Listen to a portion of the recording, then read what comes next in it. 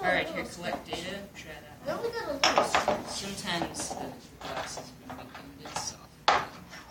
Yeah, it's pretty soft, right? Okay, now all three of these are limestones, and they do not scratch glass, right? So sedimentary rock type limestone.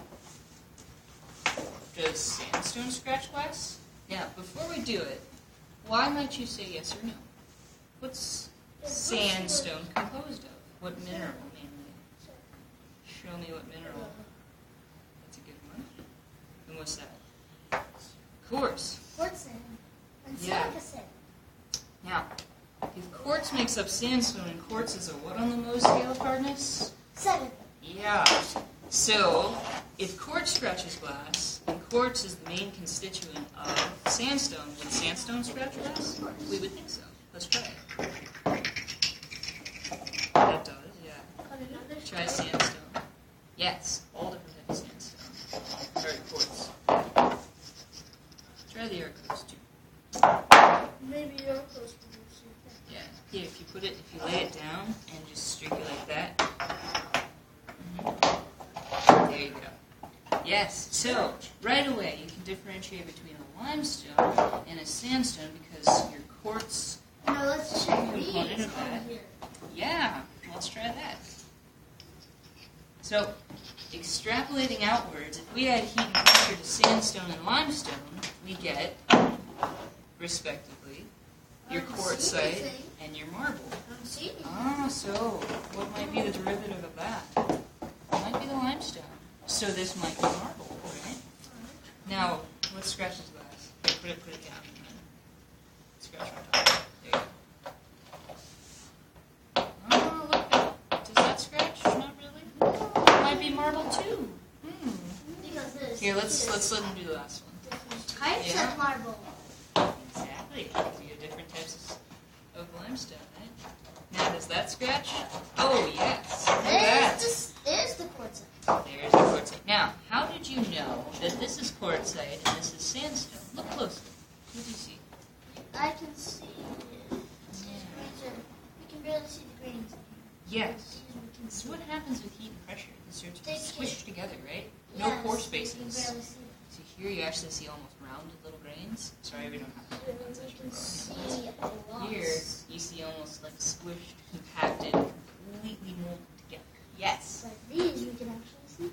Here, look at the limestone versus the marble. With the These ones have a lot limestone, of crystals. regular limestone, you don't really see much. You might see pieces of shell, you might see pieces of oolites, which are formed similarly. Limestone. Yeah, and in here, though, you can see the whole grain, right? Now the grains have been squashed and smashed together. Marble. Now, aside from the scratch test, do you know what hydrochloric acid would do if it comes in contact with Limestone. carbonates? It's easy. Yes, carbonates. It slowly bubbles. Mm-hmm. That's how it It's called creates. effervescence. That's how it creates stalactites and stalagmites and caves. It's actually really good. That's Well, how not they the do it. acid. The limestone-rich water. Like, Yes, because the water will evaporate and the no, limestone let's will be less. see. Okay, Let's let's try this. compare limestone Let's see. and sandstone. So, First, let's do Mr. it Conisher, where's the penny? Would you bring the penny over? Oh, Oh, there's the. Here, Oops! there. I accidentally tried to do it Bring with that the back magnetite. Okay, I would you accidentally- scratch the limestone and the sandstone just a little bit with the penny? In a tiny little area, just try to get a little powder layer going. Okay? Now, would you be able to scratch that? Wait, before you do it, are you able to? If a penny's a 3.5 and a quartz is a 7. The What? quartz will scratch the penny, right? So we can't do that. Right, yeah. Alright, so, since we have that little area, where'd you scratch? Right there? Okay. So, if you have a carbonate, and that's going to be derived from like animal parts, right? Calcium-rich things. So calcium carbonate. The carbonate reacts with chlorine in the hydrochloric acid and produces carbon dioxide gas. And when that happens, we call it effervescence. So it's effervescent. It's right here. Let's try the sandstone. Is there any calcium carbonate in sandstone? Right. It's just quartz in sandstone. There's only quartz. No bubbles. No effervescence. Where do you scratch here? Let's see if there's carbonate in here. Is there carbonate in there? Yep.